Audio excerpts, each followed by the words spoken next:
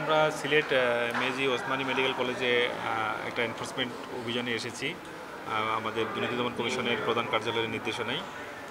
আমরা এখানে যে অভিযোগটা প্রেক্ষিতে কাজ করছি আজকে সেটা হলো যে প্রায় 16 জন নার্স যারা বিভিন্ন সময় অনুপস্থিত থেকেও বেতন নিয়েছেন আর কি। এটা প্রায়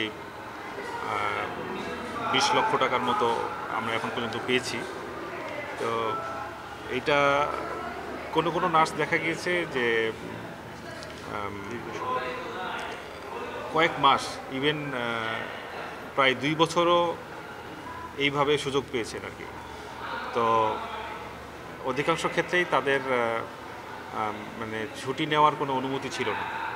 তো এই কারণে আমরা যেটা কাগজপত্র দেখলাম, এখানে যারা সেবা তত্ত্বাবধায়ক আছেন, সহকারী পরিচালক উপপরিচালক আছেন,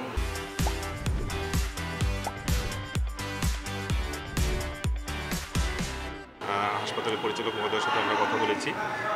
তো দেখা যাচ্ছে যে তারা যে অনুপস্থিত ছিলেন বেশিরভাগ ক্ষেত্রেই তাদের অনুমতি ছিল না।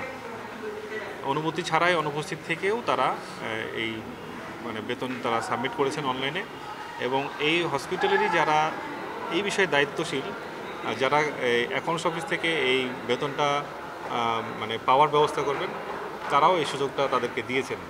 তো যে অভিযোগে আমরা এখানে এসেছি সেটা এখন পর্যন্ত কাগজপত্রে আমরা প্রমাণ পেয়েছি।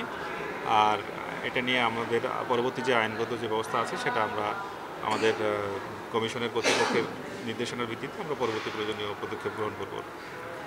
কোন সময়টা একটু বলবেন এই ঘটনাটা ঘটেছে? এই ঘটনাটা 2021 সালের থেকে 21, 22, 2023 সাল পর্যন্ত এখন পর্যন্ত আমরা পেয়েছি। আমরা আরও কাজ করছি, এখান থেকে হয়তো আরও তথ্য আমরা পেতে পারি আর কি, আমরা এটা ধারণা করছি। তথ্য প্রমাণ পেয়েছেন কিনা, মানে তথ্য প্রমাণ বলতে যেগুলা যে আপনারা অভিযোগ যেটা উঠছে, মামলায় অভিযোগ যেটা উঠছে, এগুলা তথ্য প্রমাণ বা নথিপত্র পেয়েছেন? হ্যাঁ, আমরা পেয়েছি, আমরা এটা পেয়েছি। এখানে এগুলো সব রেকর্ডেড, যে তারা অনুপস্থিত ছিলেন। সেই ডিপার্টমেন্ট মানে রিপোর্টও করেছেন যে এনারা উপস্থিত আছেন।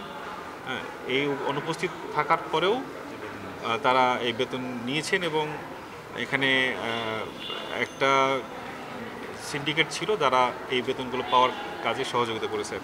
সেক্ষেত্রে আপনাদের অনুসন্ধানে কোন প্রক্রিয়া তারা নিতে পেরেছে, বা কোন কোন ডিপার্টমেন্ট অবহেলা বলেন বা উদাসীন্য বলেন বা তাদের যোগ সাজস বলেন, কোন কোন বিভাগে? এখানে মূলত নার্সরা তো নার্সিং যে ডিপার্টমেন্ট বা যে ওনাদের যে কাজগুলো থাকে সেই ডিপার্টমেন্টেই তারা কাজ করেন। আর একটা হচ্ছে যে বেতন পাওয়ার বিষয়টা, এটা হলো এখানে অ্যাকাউন্টস সেকশন আছে, হিসাব শাখা আছে। হিসাব শাখার যারা দায়িত্বশীল ছিলেন আর কি, তারাও এটার সঙ্গে যুক্ত ছিলেন আর কি। এখানে একজন কর্মকর্তার স্ত্রীর নামও আসছে, ওনার সংশ্লিষ্টতা আপনারা পাইছেন কিনা? এখন এটা আমরা আরও খতিয়ে দেখব আর কি, এটা আমরা এখনও পুরোটা দেখতে পারিনি। তবে প্রাথমিকভাবে আমরা যে ধারণাটা পাচ্ছি, এখন পর্যন্ত যেগুলো কাগজপত্র পেয়েছি তাতে বোঝা যায় যে বেতন ফরওয়ার্ডের যে বিষয়টা বললাম আর কি, যে নার্সরা বেতন সাবমিট করলে বেতনটা ফরওয়ার্ড করার কাজ যেই এখানে দায়িত্বে থাকেন আর কি, সেই দায়িত্বে যেহেতু ওই নার্সের হাজবেন্ড ছিলেন, সুতরাং ধারণা করা যায় যে ওনারও এখানে যোগসাজশ বা সংশ্লিষ্টতা ছিল।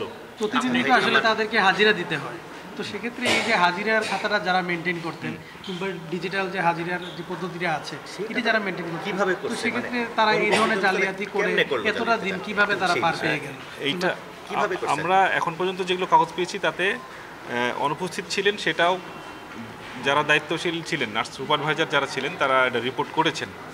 হ্যাঁ, কিন্তু এক্ষেত্রে যারা বেতন ফরওয়ার্ড করা বা বেতনটাকে প্রসেস করার জন্য যারা দায়িত্বশীল, তারা এই সুযোগটা সৃষ্টি করেছে আর কি।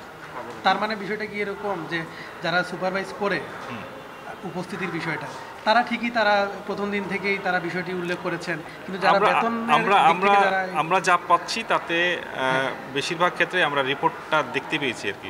তারা যে রিপোর্টিং করেছেন, অনুপস্থিতির বিষয়টা রোস্টারিং করতে হয় এবং যারা অ্যাবসেন্ট থাকেন সেটা ঊর্ধ্বতন কর্তৃপক্ষকে জানাতে হয়। তারা তাদের দায়িত্বটা পালন করেছেন বলেই আমাদের কাছে মনে হচ্ছে। পরবর্তীতে কি হলো এটা?